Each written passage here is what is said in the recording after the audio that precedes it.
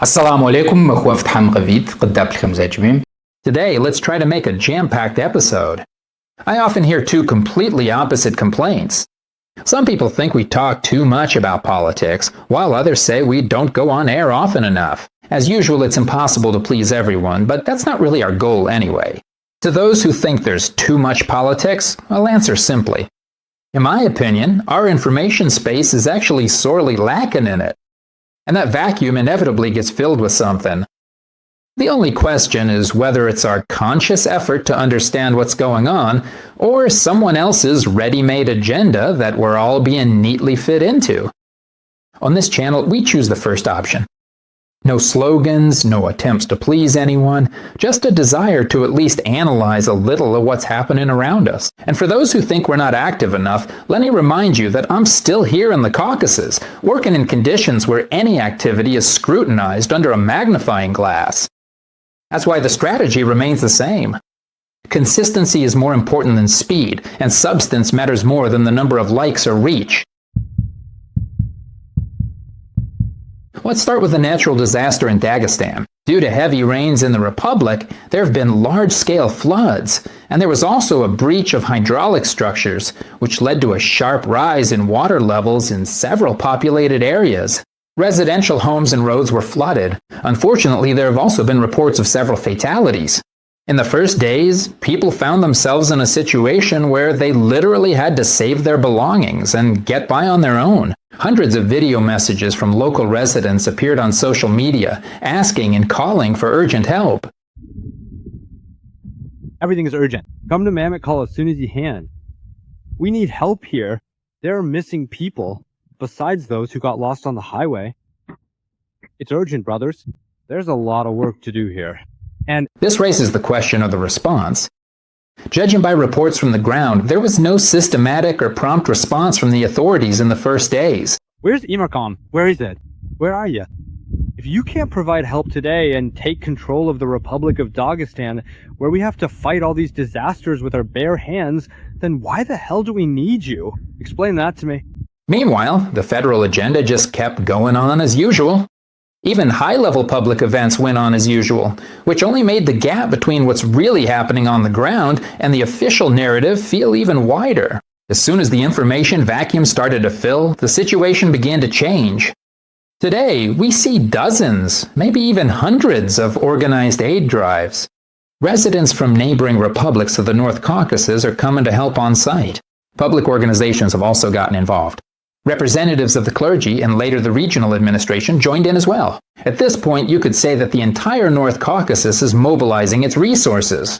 Mashallah, look brothers, 2 trucks full of water have arrived from Ingushetia, free of charge for the Dagestanis. 4 or 5 gazelle vans from Kabardino-Balkaria, and over there is another truck from Ingushetia. And so for the 3rd day in a row, trucks have been stopping here and unloading water. Mashallah, this is true brotherly support. Obviously, the urgent issues of the first days will gradually fade away over time. Or they'll remain on the agenda, and then Dagestani activists, bloggers, and journalists will be the ones discussing them. But once again, we're seeing a familiar pattern. In a critical moment, it's not the system that responds first, but society itself. And the way society in the North Caucasus responds to their neighbor's misfortune can truly serve as an example of real unity. At the moment, according to reports, there are still risks of worsening weather conditions. Residents are being asked to stay alert and follow official updates. And of course, we'll continue to monitor the situation and stand in solidarity with the people of Dagestan. Let's get back to domestic affairs. Reports of mass detentions in Kabardino-Balkaria continue to come in. And once again, it's under the pretext of fighting terrorism and extremism. According to available information, this time we're talking about dozens of people detained in the village of Pasakyra. There are very few details, the reports are fragmented, and if anyone has information, as always, we're ready to cover it. But overall, the trend is obvious. Pressure is mounting, and there are practically no mechanisms for people on the ground to protect themselves. Against this backdrop, a recent verdict handed down by the district court in Rostov to a resident of Adygea is telling. 29-year-old Ibrahim Nagayev was sentenced to 11 years in prison on charges of participating in a terrorist organization.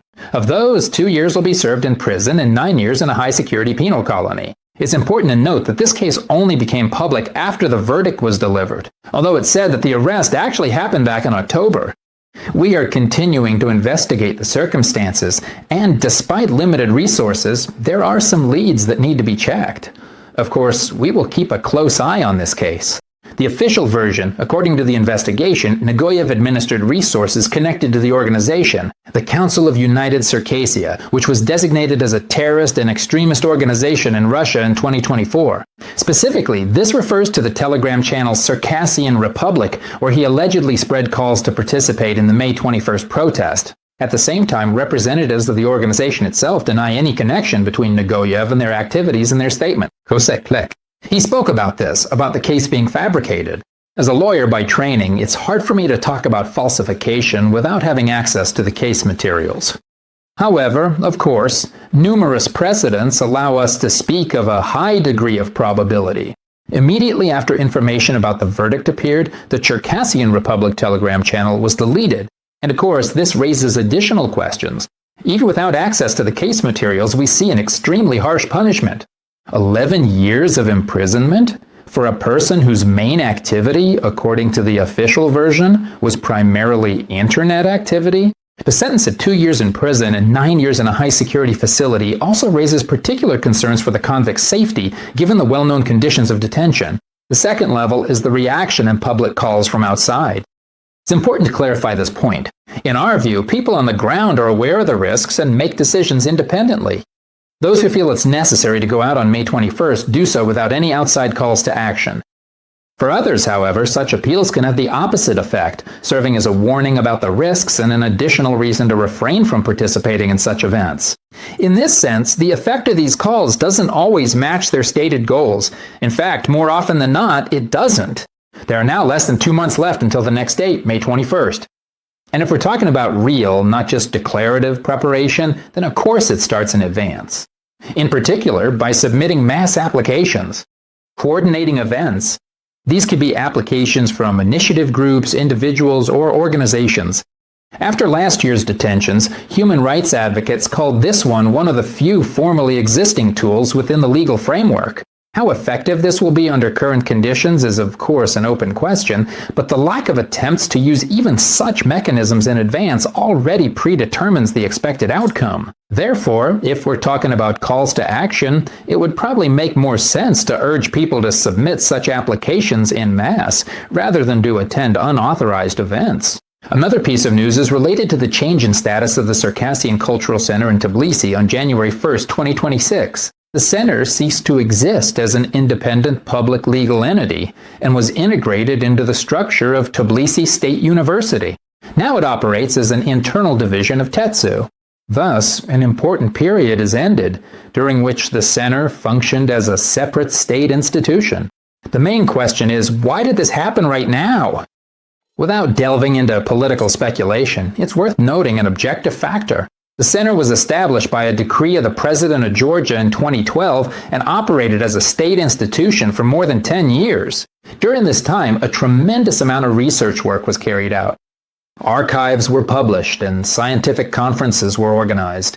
However, in recent years, the external environment and the regional agenda have changed significantly. In the spring of 2024, while participating in an event organized by TSU centers dedicated to Circassian Language Day, I noted in my speech that trying to turn such a platform into a political podium is unlikely to be a sustainable model. Under current conditions, such structures are effective and safe primarily in the educational, scientific, and humanitarian spheres, and certainly not as a political structure when it comes to such a complex issue as the Circassian question. Attempts by some to politicize the Circassian Cultural Center, to use it as a podium or a platform, are seen by us as simply a misunderstanding of the objective picture and the situation unfolding around us. First and foremost, it should be said that the Circassian Cultural Center is a subdivision of the Ministry of Culture of Druzia. It's a government body, you could say. And naturally, the Georgian state has its own legitimate political interests. And for these reasons, the Circassian Cultural Center cannot act as a lobbyist for the Circassian issue worldwide. And it cannot be used as a lobbying tool in the Circassian question. Later, a negative information campaign around the center intensified, primarily, of course, from Russia. The center was declared extremist. For a government institution, this always becomes a critical factor. Against this backdrop, transferring the center to the status of a university department doesn't look like a sudden decision, but rather a logical consequence of ongoing events of these developments. At the same time, it's important to understand that the center's activities have not been formally discontinued. They've just been moved into the academic environment of Tbilisi State University. In fact, this could open up other opportunities, educational programs, working with students, and in-depth scientific research. How much of this potential will be realized remains to be seen, but one thing is clear.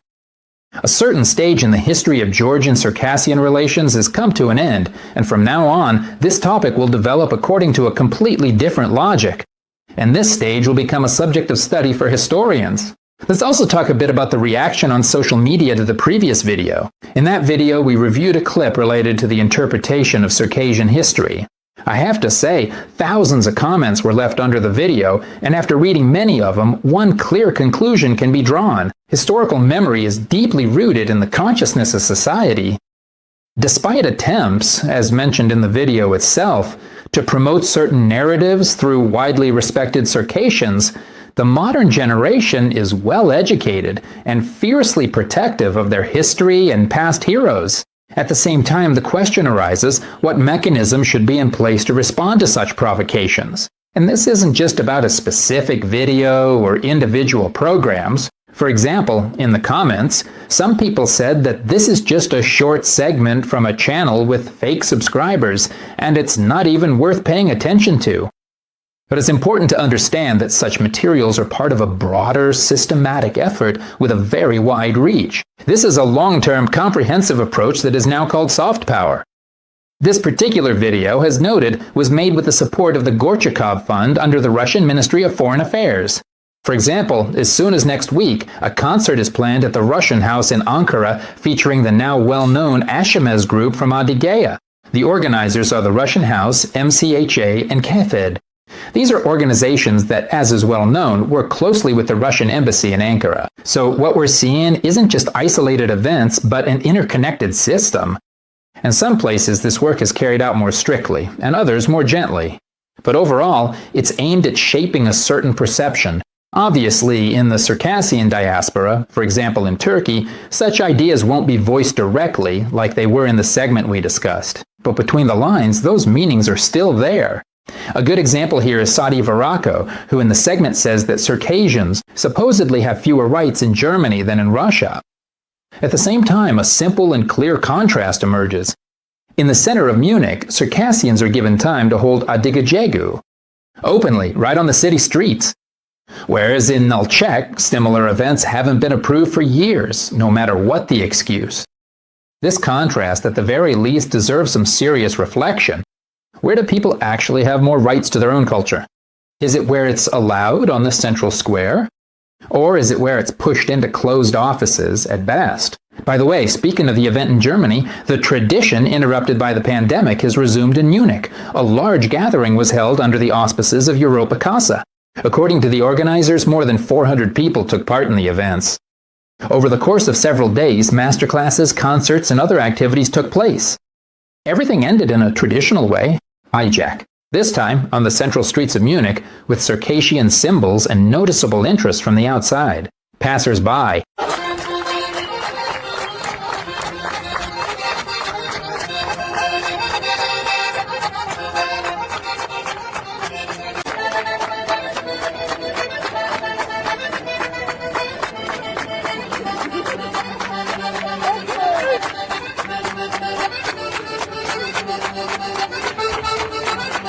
As our viewers know, I try to look at events a little deeper than the surface level, but without going into too much depth. Because any kind of assessment requires caution, so let's try to break this down at a basic level. Speaking of the format, the 3-day event, of course, gave hundreds of Circassians from Germany and other countries the chance not only to immerse themselves in the national atmosphere, but also to make new acquaintances and maybe take away something useful for themselves. That's why the question of scale seems logical. Almost 500 people is quite a lot. But if we talk about the German diaspora as a whole, it's still a limited circle. The lack of a broad information campaign and the limited number of spots show that, if desired, the scale could have been much larger. In that case, if demand is higher, why does the format remain limited? Obviously, as the number of participants grows, managing the event itself and its content becomes more complicated. If you look at the content, certain guidelines are already set at the level of introductions and speeches. In particular, there's the speech by Satya Varuku himself, who presents himself as a bridge between the diaspora and the homeland. In his speech, he talks about the importance of the homeland and the role of the diaspora as a helper. And following this logic, he leads to the necessity of supporting Russia.